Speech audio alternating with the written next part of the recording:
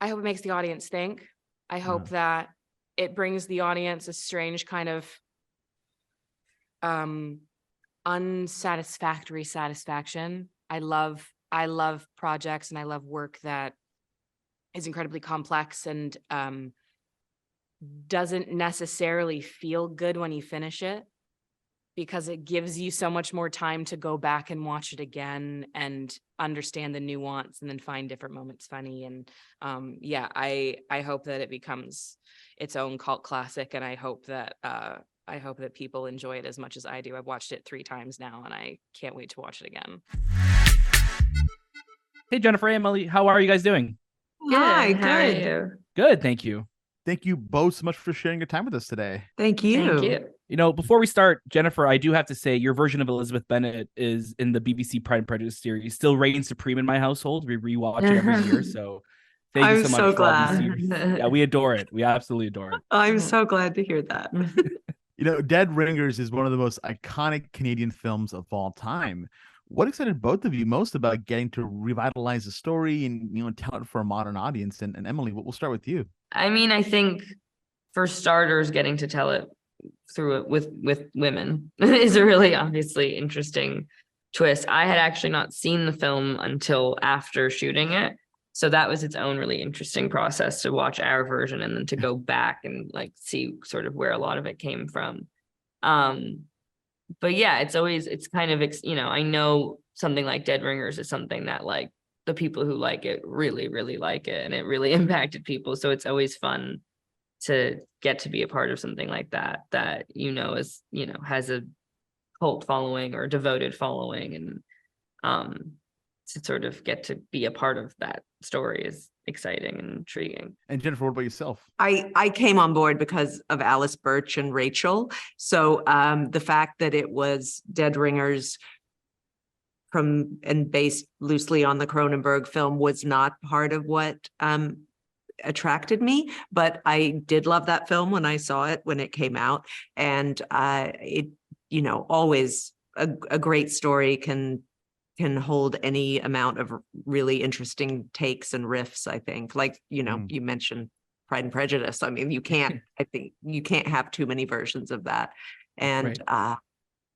so yeah, it's always exciting to reimagine a great story. I love that. I know you both, you know, you mentioned working with Rachel, and I'm curious, you know, what challenges came with acting with her when she portrayed both Elliot and Beverly in a single scene? Well, it's an interesting process because you do the scene with Rachel being whichever twin she and whomever else had decided she would be first, usually the person with the most dialogue, I suppose. Yeah. And so you would do the scene, everything with that, with Kitty Hawthorne, who was her double, playing the other twin. And then they would switch and come back, and we would all wear little earpieces and nobody would speak. We would just mime it. We would mime it, and you would hear a recording of one of the takes of yourself and of everybody else playing in your ear. And meanwhile, the only person actually speaking would be Rachel as the twin she hadn't been before. Oh, wow. Yeah. That's So it was really strange. Yeah. It was like a dumb show except for Rachel. Yeah. When you would redo it. Yeah. And I had worked with one person playing twins before, and we did not have that element in it. So when they came around passing out the earwigs, I was like, what? Yeah, they really didn't. They didn't like. They just kind of handed us like, these things and said, "Put them in and don't speak." Just mime it and do exactly the hand motions you did the first time. Yeah. So one of the challenges, and it took me a couple of days of shooting to catch on that this was the thing, is that you didn't really get a chance to do your shots again with Rachel as the second twin. Yeah. So you're only really acting off. So you were acting. Kitty did a great job. Kitty was amazing. Yeah, she had her own performance. Yes, they were. And they worked so beautifully together, Rachel and Kitty, and an unsung hero, Kitty. Yes. Yeah, I love it. Both of you, thank you so much again. Congratulations on the show. We cannot wait to see what you guys get to do next, and hopefully we get to talk to you again. Thank you. Thank you. Thank you. Hello, Britne. How are you? Hi, I'm great. Thanks. How are you? We are great. Thank you so much for sharing your time with us today. We also love any chance we get to speak with fellow Canadians, so this is great. I was just going to say anything for fellow Canadian. Too kind. Love it. Your character name, Genevieve, is a nod to the original actress who played Beverly's love interest. Was there anything else from the original film that you wanted to bring forward to the series? I think from the original film, there are so many little Easter eggs and nods in the series. Some of which I don't know that I can say, which is such a shame because I know them all and it's so delicious. As a big Cronenberg fan. But for the character, the character, they're so different. Claire and my Genevieve are so different. Just in their way of being. But they're both such forces, and that I definitely wanted to take. Definitely. And you feel that throughout this series. We really enjoyed it. It's especially as people who really enjoyed the original film, now having it in a series and having it really modernized. I think it's a really interesting way of experiencing the story, and I think it's so really well done. Really, really well done. And what challenges kind of came with acting with Rachel when she portrayed both Elliot and Beverly in a single scene? What challenges came? Oh gosh, I don't think that there were any challenges. It was just a pleasure the entire time. Truly. I've had my fair share of challenges on different sets before, and this felt so safe and warm and generous and kind, and everyone was at their best every single day. So it was a real joy to come to work. I wish I was on set more during this production, to be honest. Absolutely. We spoke with Emily and Jennifer a little bit earlier, and they were talking how they had to act using a little bit of a little earpiece when they would switch out between that. Was that a weird experience for you to act that way? So that was a challenge. Yes. I completely forgot. I blacked out on that. No. That was, having the earpiece. I'm a very technical person. I like being given a lot of business when I'm on set because it makes it more fun for me.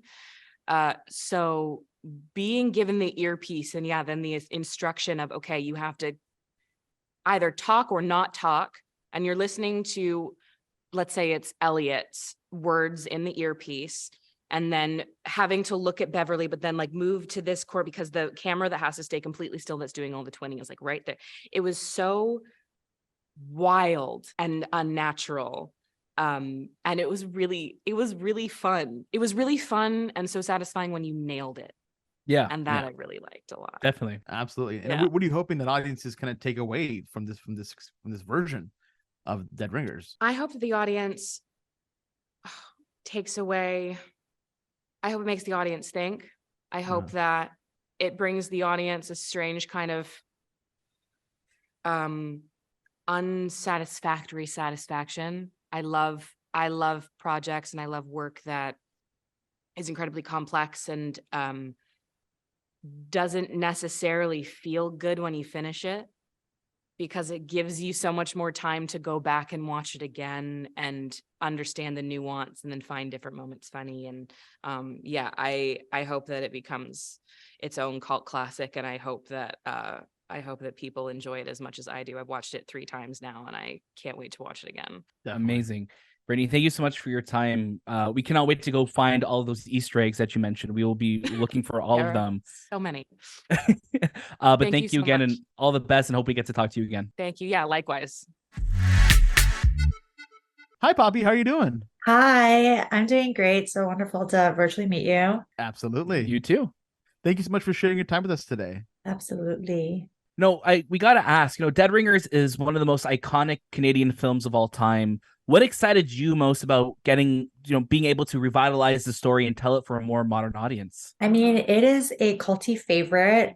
It is perpetually part of the cultural zeitgeist of freaky body horror,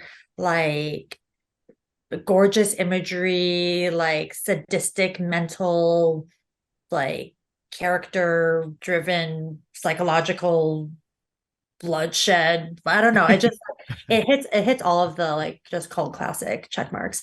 And I think the team that there's a world in which the people who reprise Dead Ringers into a show make it real weird and like, but this team is like, it's an all-star team doing it. Alice Birch is, I think, a genius. Rachel Weisz as the new Jeremy Irons in it, incredible. Yeah, I don't know. I think they're like, they're really paying tribute to the original. Like people who are obsessed with the original will feel like, and they'll be like, yeah.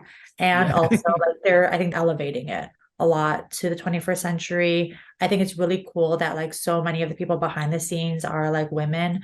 I think they are bringing a yeah, they're bringing so many other psychological and physical elements to it. So I don't know. I think people are gonna eat it up. How did you want your performance of Greta to evolve throughout the story? Greta is a very strange character.